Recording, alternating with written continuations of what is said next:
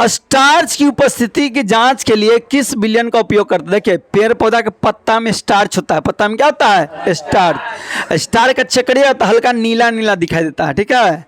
Star का चक्कर क्या होगा? हल्का नीला नीला। तो वही बोल रहा है कि स्टार्च की उपस्थिति के जांच के लिए विलयन का कौन सा विलयन का उपयोग करेंगे? ठीक है, आयोडीन, सल्फरिन, थोरिन या मेथिलीन। किसका करेंगे? आयोडीन। जैसी आयोडीन रखिएगा ना पत्ता में तो हल्का क्या पीला पीला रंग का होने लगता है, तो वो बताता है कि जो पीला पीला रंग हो गया उसमें स्टार्च है। क्या है? स्टार्च। एक बात और, गलती से स्टार्च खा लीजिएगा तो कभी पचता नहीं है, जैसे खाएं वैसे ही निकल जाएगा। स्टार्च पेट में पचता नहीं है, ठीक है। स्टार्च कभी पचता नहीं है, लेकिन गाय भी पचा लेता है स्टार्च को, समझे कि नहीं। लेकिन मनुष्य में स्टार्च की पाचन नहीं होती है। चलो तो स्टार्च को चेक करना था, किससे चेक करेंगे? आयोडीन से। आयोडीन शरीर में कम होगा तो कौन बीमारी? घेंगार। उसी को इंग्लिश में क्या कहते हैं? प्रकाश संश्लेषण की दर निम्नलिखित में किन कारणों पर निर्भर करता है? बुरा, प्रकाश संश्लेषण किस पर निर्भर करेगा? जैसे हम लोग खाना बनाते हैं तो हम लोग क्या क्या चाहिए? पैसा चाहिए, गैस चाहिए, चावल चाहिए, लहसुन चाहिए, गोलकी चाहिए, धनिया चाहिए, 75 आइटम चाहिए कि नहीं? तो इसी पर पूछ रहा है प्रकाश संश्लेषण क्या क्या चीज चाहिए? प्रकाश का गुण पर, प्रकाश की मात्रा पर, ए और बी दोनों, या इनमें से कोई नहीं। तो किस पे होगा? ए और बी दोनों। यानी प्रकाश संश्लेषण किस पर निर्भर करता है? प्रकाश के गुण पर, प्रकाश की मात्रा। अभी बताए ना, लाल रहेगा तो ज्यादा होगा, तो प्रकाश का गुण लाल रहेगा तो ज्यादा होगा कि नहीं होगा? तो प्रकाश का गुण लाल है तो ज्यादा होगा, यानी इस पर भी निर्भर करता है। अब प्रकाश की मात्रा भी कम आ रहा है कि ज्यादा? ज्यादा आएगा तो ज्यादा बनेगा, कम आएगा तो कम होगा, समझे कि नहीं? बोला CaOCl2 का प्रचलित साधारण नाम क्या है? नाम बताना। CaOCl2 का क्या है? Calcium oxychloride. बताए ना, इसी को व्यंजक चून या ब्लोचिंग पाउडर कहते हैं। इसी को क्या कहते हैं? व्यंजक चून या ब्लोचिंग पाउडर। CaOCl2 को क्या कहते हैं? व्यंजक चून या ब्लोचिंग पाउडर। तो इसका नाम क्या है? Calcium oxychloride. अब जहां होगा देख के आप मार लीजिएगा, ठीक है बउआ। चलो आगे बढ़े। चलिए, आयोडीन युक्त नमक है। बुरा, कौन है आयोडीन युक्त नमक? कौन है जो आयोडीन युक्त नमक? यानी इसमें क्या मिलाएंगे कि कह देंगे कि उसमें आयोडीन मिला हुआ है? तो NaCl plus KiO3, NaCl plus Ki, ए और बी दोनों, या इनमें से कोई नहीं। तो क्या होगा? क्या होगा? Ki। यानी इतना नमक हो गया, NaCl नमक हो गया, तो नमक में Ki मिला दीजिएगा ना तो वो हो गया आयोडीन युक्त नमक। खाली नमक का नहीं फॉर्मूला हुआ NaCl, खाली नमक है तो NaCl, लेकिन जैसे ही उसमें आयोडीन मिला दिए तो क्या कहलाया? Ki, यानी NaCl प्लस Ki। मिश्र धातु जिसमें 90% कॉपर हो और 10% एसएन हो, उसका नाम क्या है?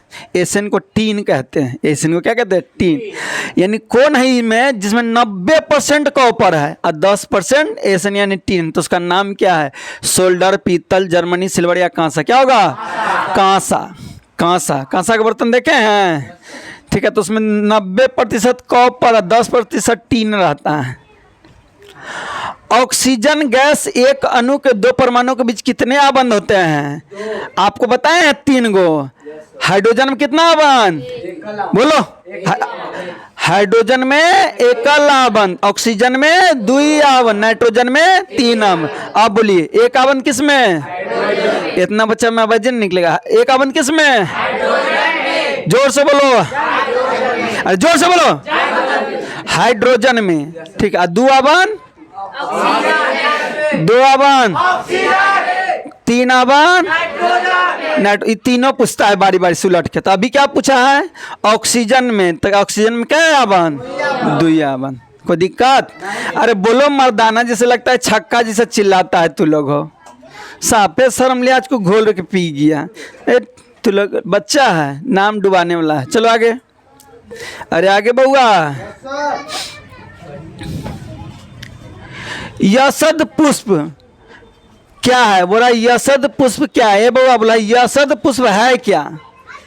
ZnO है, ZnS है, ZnCl2 है या ZnSO4? क्या है?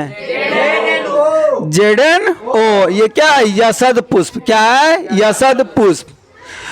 उच्च बसीय अम्ल के सोडियम लवण क्या कहलाता है? उच्च बसीय अम्ल है, और सोडियम लवण क्या कहलाएगा? साबुन। क्या कहलाएगा? आपको पूछेगा साबुन क्या है, तो बोलिएगा साबुन उच्च बसीय अम्ल का सोडियम लवण होता है। आपको पूछेगा कि साबुन का डिफिनेशन बताइए क्या होता है, तो क्या लिखेंगे? उच्च बसीय अम्ल का सोडियम लवण होता है, इसे ही हम लोग क्या कहते हैं? साबुन।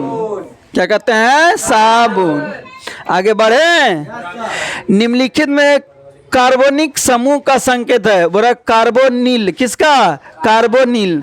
तो ये देखो एल्डिहाइड है, ये क्या है? एल्डिहाइड। ये क्या है? एल्डिहाइड। ये है कीटोन।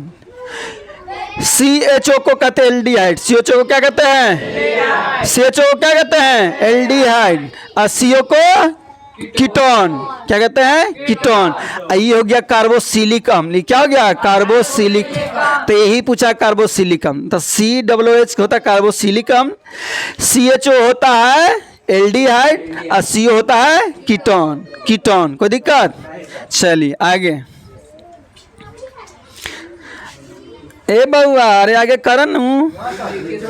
निम्नलिखित कार्बनिक यौगिक में कौन सा यौगिक एल्काइन है? बोला है एल्काइन कौन है? क्या? एल्काइन। एथीन, एथेन, एसिटिलीन या क्लोरोफॉर्म? कौन है? एसिटिलीन। यह है एल्काइन ग्रुप का। कौन ग्रुप का है? Alkyne group. अभी आप लोगों को पढ़ाए नहीं है, ठीक है। चलिए आगे। किस दर्पण की फोकस दूरी चिन्हों की परिपाटी अनुसार ऋणात्मक होता है? बोल दिया। कौन दर्पण जिसका फोकस ऋणात्मक होता है, तो बताइए। अवतल दर्पण का क्या होता है फोकस दूरी? माइनस, यानी ऋणात्मक। और उत्तल दर्पण का फोकस, देखो खाली मूर्ख बनाता है, ज्यादा लिख दे। लिखा गया किस दर्पण की फोकस दूरी चिन्हों की परिपाटी के अनुसार ऋणात्मक। ये जोड़ दिया नया चिन्ह परिपाटी। अब लड़का उलझ गया। दिमाग जय पूछा कि किसका फोकस दूरी ऋणात्मक होता था? किसका? अवतल दर्पण रहे या अवतल लेंस रहे, उसका फोकस सदैव ऋणात्मक यानी माइनस। उत्तल लेंस रहे या उत्तल दर्पण रहे, इसका हमेशा प्लस। ठीक है।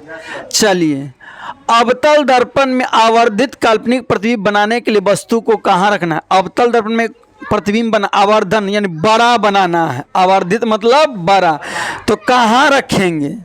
फोकस और ध्रुव के बीच, वक्रता केंद्र के परे फोकस पर, या वक्रता केंद्र और फोकस के बीच में? कहाँ रखेंगे? फोकस और ध्रुव के बीच। कहाँ रखेंगे? फोकस और, ऐसे देखिए, ऐसे उत्तल दर्पण रहता है। ठीक है। ऐसे कौन सा दर्पण है? उत्तल दर्पण। अरे अब है अवतल दर्पण, सॉरी अवतल दर्पण। कौन सा दर्पण है? अवतल दर्पण। ऐसो कहते हैं मुख्य अक्ष। ये ध्रुव हो गया। यहाँ क्या होता है? ध्रुव। यहाँ हो गया फोकस, यहाँ हो गया वक्रता केंद्र। तो सबसे ज्यादा जानते हैं यहाँ रखिएगा, फोकस और ध्रुव के बीच में रखिएगा ना प्रतिबिंब, तो इन्हें बनेगा बड़का गो। इन्हें दर्पण के पीछे बनता है। ठीक है। दर्पण के कहाँ बनता है? पीछे।